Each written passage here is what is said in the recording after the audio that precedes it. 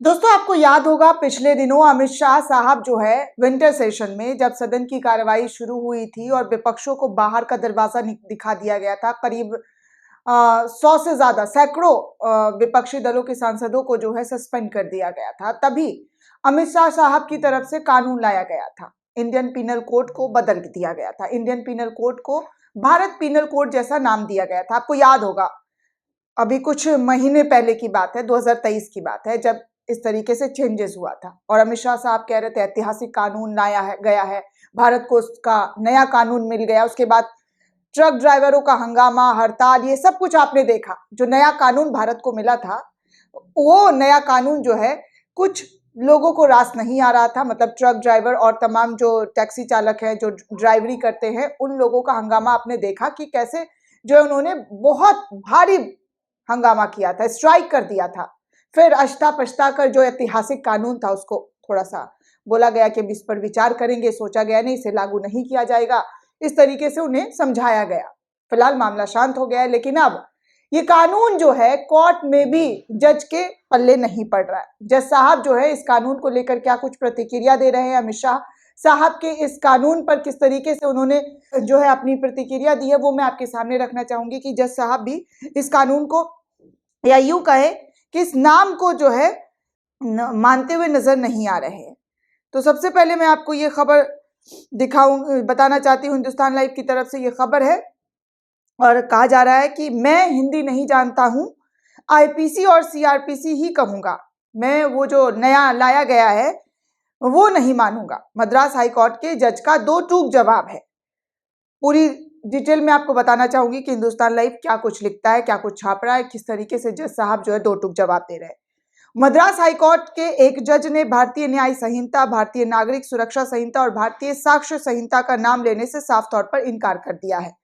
खबर है कि हिंदी ठीक से नहीं बोल पाने के चलते उन्होंने अंग्रेजी नामों का इस्तेमाल करने का ही ऐलान भरी कोर्ट में किया। नए कानून यानी कि भारतीय दंड संहिता आईपीसी और आपराधिक प्रक्रिया संहिता सीआरपीसी और इंडियन एविडेंस एक्ट की जगह अस्तित्व में आए हैं।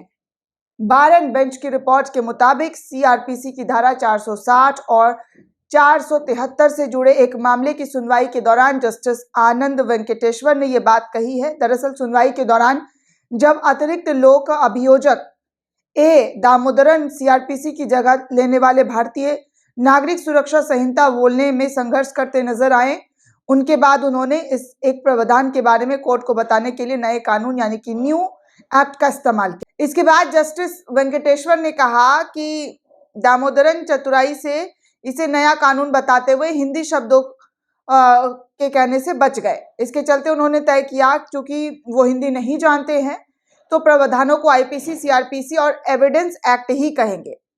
एपीपी दामोदरन का कहना है कि मैं नए नाम का उच्चारण करने से कुछ समय ले रहा था, जब उन्होंने जस्टिस वेंकटेश्वर को कहा कि जब हिंदी की बात आती है तो हम सभी एक ही नाव में सवार हो जाते हैं, हमें भी नहीं आता है, तब हम भी ये तमाम नाम जो है वो नहीं दे सकते हैं। बीते साल दिसंबर में लोकसभा केंद्रीय गृह मंत्री अमित शाह ने कहा था कि 1860 में बने भारतीय दंड संहिता का उद्देश्य न्याय देना नहीं बल्कि दंड देना था, और उन्होंने कहा कि इसकी जगह भारतीय न्याय संहिता 2023 क्रिमिनल प्रोसीजर कोड की जगह भारतीय न्यायिक सुरक्षा संहिता 2023 और इंडियन एविडेंस एक्ट 1872 की जगह भारतीय साक्ष्य विधेयक 2023 इस सदन की मान्यता के बाद पूरे देश में अमल में आएगा। उन्होंने कहा था कि भारतीय आत्मा के साथ बनाए गए इस तीनों कानून से हमारे क्रिमिनल जस्टिस में बहुत बड़ा परिवर्तन आएगा। तो इस तरीके से उन्होंने कुछ आईपीसी को चेंज किया था, जिसके बाद से ही ये जो नाम है वो चेंज कर दिया गया था। लेकिन अब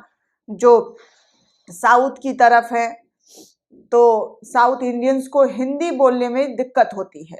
जैसे इधर वाले लोगों को तमिल, तेलुगु बोलने में परेशानी होती है, समझने में परेशानी होती है, ठीक वैसे ही उनकी दिक्कत है। तो इस वजह से उन्होंने कोर्ट में साफ तौर पर कहा कि जो पहले वाला है वो उन्हें ही रिपीट करेंगे, नए वाले का जो है वो उच्चारण सही से नहीं कर पा रहे हैं, इसलिए वो ये नाम जो है नहीं लेंगे। दोस्तों, इस पूरे रिपोर्ट को लेकर आप क्या सोचते हैं, आपकी क्या प्रतिक्रिया है, हमें कमेंट करके जरूर बताइएगा।